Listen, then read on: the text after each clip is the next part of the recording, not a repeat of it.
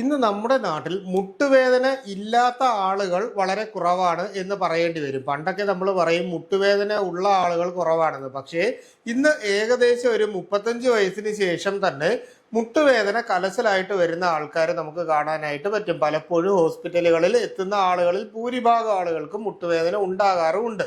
അപ്പോൾ ഒരു സ്റ്റെപ്പ് നമ്മളൊന്ന് കയറി നടക്കണം എന്ന് വിചാരിച്ചു കഴിഞ്ഞാൽ നമ്മുടെ മുട്ടിൻ്റെ രണ്ട് ഭാഗങ്ങളിലുമായിട്ട്, അതായത് വശങ്ങളിലുമായിട്ട് കുത്തി പിടിക്കുന്നത് പോലുള്ള വേദന, അകത്ത് നമ്മുടെ ഈ പാറ്റൽ, അതായത് മുട്ടിൻ്റെ ചിരട്ട എന്ന് പറയത്തില്ല, അപ്പോൾ ആ ഒരു ഭാഗത്ത് ജസ്റ്റ് ഒന്ന് മൂവ് ചെയ്ത് കഴിഞ്ഞാൽ തന്നെ ശക്തമായിട്ട് വേദന എടുക്കുന്നു. നമുക്ക് മുട്ട് കൃത്യമായിട്ട് മടക്കാനായിട്ട് സാധിക്കുന്നില്ല.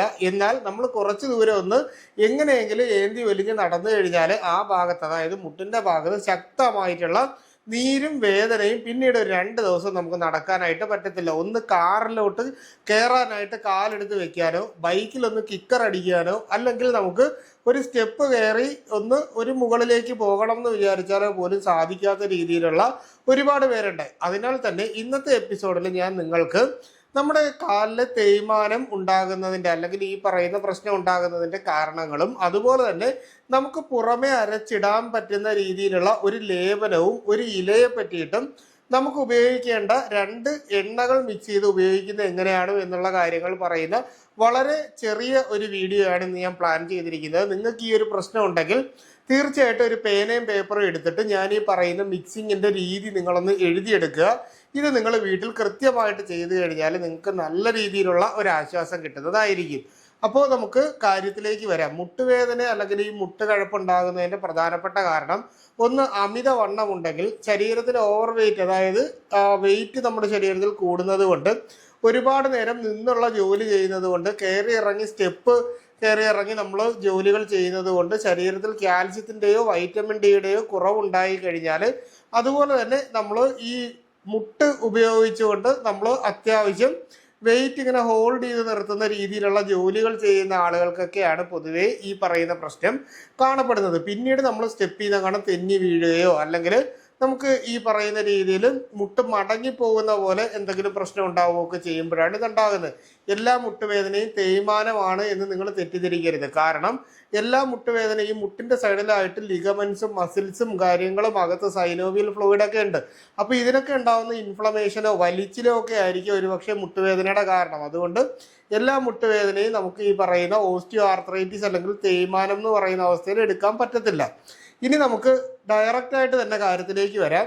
ഞാൻ ഈ പറയുന്ന 2 തരം പൊടികൾ, അതായത് ചൂർണങ്ങളാണ്. ഇത് നമുക്ക് എല്ലാവിധ ആയുർവേദ ഫാർമസികളിലും വാങ്ങാനായിട്ട് കിട്ടുന്നതാണ്. അപ്പോൾ ഇതിൽ നമ്മൾ ചെയ്യാനുള്ളത്, ഇത് ഞാൻ പറയുന്നത് നിങ്ങൾ ഉച്ചയ്ക്ക് ഒരു 2 മണിയൊക്കെ ആകുമ്പോൾ ഫ്രീ ആയിട്ടുള്ള സമയത്ത് ചെയ്യുന്നതിന് വേണ്ടിയിട്ടാണ് ഞാൻ ഈ പറയുന്നത്. ഇനി രണ്ടാമത്തെ ഒരു മെത്തേഡ് കൂടിയുണ്ട്, അതും കൂടി പറയാം. അതായത് നമ്മൾ ഈ ആയുർവേദ ഫാർമസികളിൽ ഇപ്പോൾ കോട്ടയ്ക്കൽ, സീതാറാം, നാഗാർജുന, വൈദ്യരത്നം മുതലായിട്ടുള്ള എല്ലാ ഫാർമസികളിലും 100 രൂപയ്ക്ക് താഴെ വാങ്ങാൻ പറ്റുന്ന ഒരു മരുന്നിൻ്റെ കാര്യമാണ് പറയുന്നത്. അതായത് ജഡാമയാദി ചൂർണം എന്നാണ് ഇതിൻ്റെ പേര്. ഈ ജഡാമയാദി ചൂർണം നിങ്ങൾ ഒരു ബോട്ടിൽ വാങ്ങുക. അതിനോടൊപ്പം തന്നെ നാഗരാതി ലേപചൂർണം, ഇത് നമ്മൾ നാഗാർജുന ഫാർമസിയിലാണെങ്കിൽ ഇതിന് മണിക്കുന്തിരിക്കാതി ലേപചൂർണം എന്നാണ് പറയുന്നത്. അപ്പോൾ ഇതിൽ രണ്ടും നമ്മൾ ഓരോ ബോട്ടിൽ വെച്ച് വാങ്ങിയിട്ട് നമ്മുടെ വീട്ടിൽ വരിക. വന്നതിന് ശേഷം നമ്മൾ ഇത്തിരി ഉപ്പിട്ട് തിളപ്പിച്ച വെള്ളം ഉപയോഗിച്ച് നമ്മുടെ മുട്ടിൽ ഒരു ആവി കൊടുത്ത് മുട്ട് നന്നായിട്ടൊന്ന് തുടച്ചെടുത്ത് ഒരു 5 മിനിറ്റ് കഴിയുമ്പോൾ നമ്മുടെ ഈ പറയുന്ന 2 പൊടിയിൽ നിന്നും, അതായത് ഈ ജഡാമയാദി ചൂർണമാണെങ്കിൽ നിങ്ങൾ 2 സ്പൂൺ എടുക്കുക. അത് മുട്ടിൻ്റെ അളവിനനുസരിച്ചിട്ട് എടുത്താൽ മതി. മിക്സിങ് ഞാനൊന്ന് നിങ്ങൾക്ക് മനസ്സിലാവുന്നതിന് വേണ്ടി പറയുകയാണ്.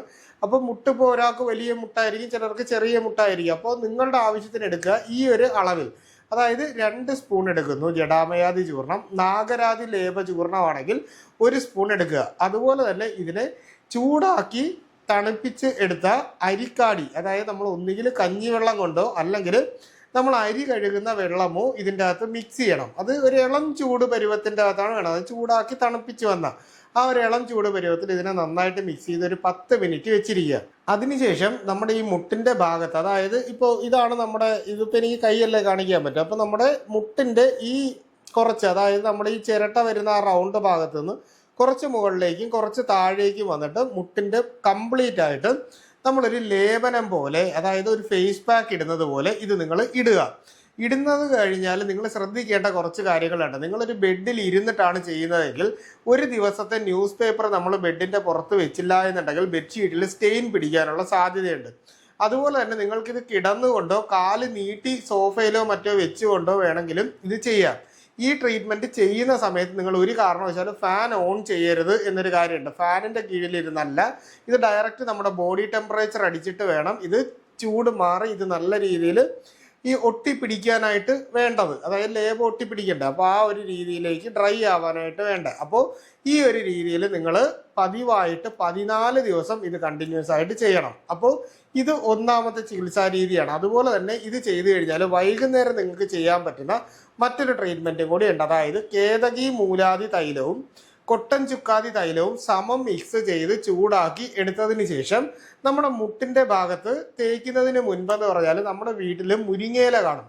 അപ്പോൾ ഈ മുരിങ്ങയിലയും ചതച്ചതും കുറച്ച് ഉപ്പും കൂടി ഇട്ട് ഒരു പാത്രത്തിൻ്റെ അകത്ത് കുറച്ച് വെള്ളം വെച്ച് നന്നായിട്ട് തിളപ്പിച്ച് ഇത് ഒരു പകുതിയായിട്ട് വറ്റി കഴിയുമ്പോൾ ഈ വെള്ളം ഒരു ഇളം ചൂട് പരുവത്തിൽ നമ്മുടെ കാലിൽ ഒരു തോർത്ത് മുക്കി നന്നായിട്ട് ആവി കൊടുക്കുന്ന രീതിയിൽ, അതായത് നമ്മൾ ചൂട് പിടിക്കത്തില്ല, അങ്ങനെ ചൂട് പിടിപ്പിച്ച് ഒരു 10-15 മിനിറ്റ് കഴിഞ്ഞ് കഴിയുമ്പോഴേക്കും ഞാൻ ഈ പറഞ്ഞ നമ്മൾ സമം മിക്സ് ചെയ്ത് വെച്ച ഓയിലുകളുണ്ടല്ലോ, ഇത് ചെറുതായിട്ട് ചൂടാക്കിയത് നമ്മുടെ കാലിൽ നന്നായിട്ട് തേച്ച് പിടിപ്പിക്കണം.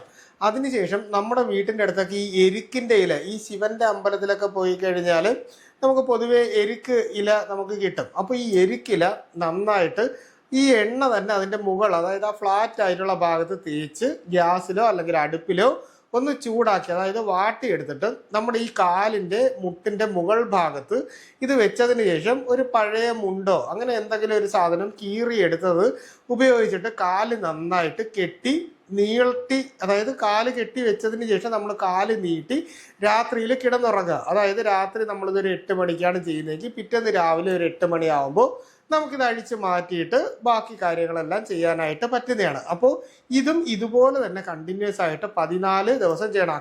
അർക്കപത്ര സ്വേദം എന്ന് പറയുന്ന നമ്മൾ ഹോസ്പിറ്റലിൽ പോയി ചെയ്യാൻ പറ്റുന്ന ഒരു ട്രീറ്റ്മെൻറ്റിന് ഞാൻ വളരെ ലഘൂകരിച്ച് നിങ്ങൾക്ക് പറഞ്ഞു തന്നെയാണ്. ഇത് നീര് വലിയുന്നതിനും വേദന കുറയുന്നതിനും അതുപോലെ തന്നെ നമ്മുടെ ഈ മുട്ടിൻ്റെ 2 സൈഡിലായിട്ടും ലിഗമെന്റ് വലിഞ്ഞിട്ടുള്ള വേദനകൾ കുറയുന്നതിനും ഒക്കെ വേണ്ടിയിട്ട് നമുക്ക് ഈ അർക്കപത്ര സ്വേദം നമുക്ക് ചെയ്യാനായിട്ട് പറ്റും. അപ്പോൾ ഈ പറഞ്ഞ രീതിയിൽ നിങ്ങൾ കറക്റ്റായിട്ട് 14 ദിവസം ചെയ്തു കഴിഞ്ഞാൽ തന്നെ നമുക്ക് അത്യാവശ്യം വേദന മാറും. അതിനോടൊപ്പം തന്നെ നമുക്ക് നീ ക്യാപ്പ് എന്ന് പറഞ്ഞിട്ട് നമുക്ക് ഈ പറയുന്ന മെഡിക്കൽ സ്റ്റോറുകളിലൊക്കെ കാലിൽ സപ്പോർട്ടായിട്ട് ഇടാൻ പറ്റുന്ന നമുക്കിങ്ങനെ വലിയ റബ്ബർ പോലെ കിട്ടുന്ന നീ ക്യാപ്പ് വാങ്ങിയതിന് ശേഷം നമ്മുടെ കാലിൻ്റെ ഈ മുട്ടിലേക്ക് ഇട്ട് നടക്കുന്നത് നമ്മുടെ കാൽമുട്ടിന് എപ്പോഴും ഒരു സപ്പോർട്ട് കിട്ടുന്നതിന് വളരെയേറെ സഹായിക്കുന്നതാണ്. അപ്പോൾ ഈ പറഞ്ഞ രീതിയിൽ തീർച്ചയായിട്ടും നിങ്ങൾ ഈ നീ ക്യാപ്പ് വാങ്ങി, അതായത് നീ ബ്രേസ്, അതായത് ഇങ്ങനെ വട്ടത്തിന് ഹോള് വരുന്ന നീ ബ്രേസ് മേടിച്ചാൽ പിന്നെ നമുക്ക് കാലൊട്ടും അനക്കാൻ പറ്റാത്ത രീതിയിലോട്ടായിപ്പോൾ. അതുകൊണ്ട് തന്നെ നീ ബ്രേസ് മേടിക്കേണ്ട, നീ ക്യാപ്പ് വാങ്ങിയിട്ട് നമ്മുടെ കാലിൻ്റെ അകത്തേക്ക് ഇടുന്നത്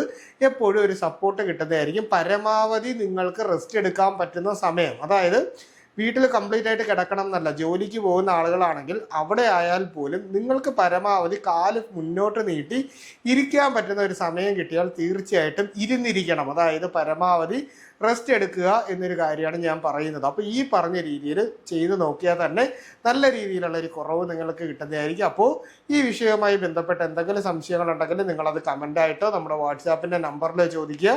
കൃത്യമായിട്ടുള്ള റിപ്ലൈ നിങ്ങൾക്ക് കിട്ടുന്നതായിരിക്കും. അപ്പോൾ ഇത്തരത്തിലുള്ള പുതിയ പുതിയ അറിവുകളായിട്ട് നമുക്ക് വീണ്ടും മറ്റൊരവസരത്തിൽ കണ്ടുമുട്ടാം. അതുവരെ എല്ലാവർക്കും ഗുഡ് ബൈ.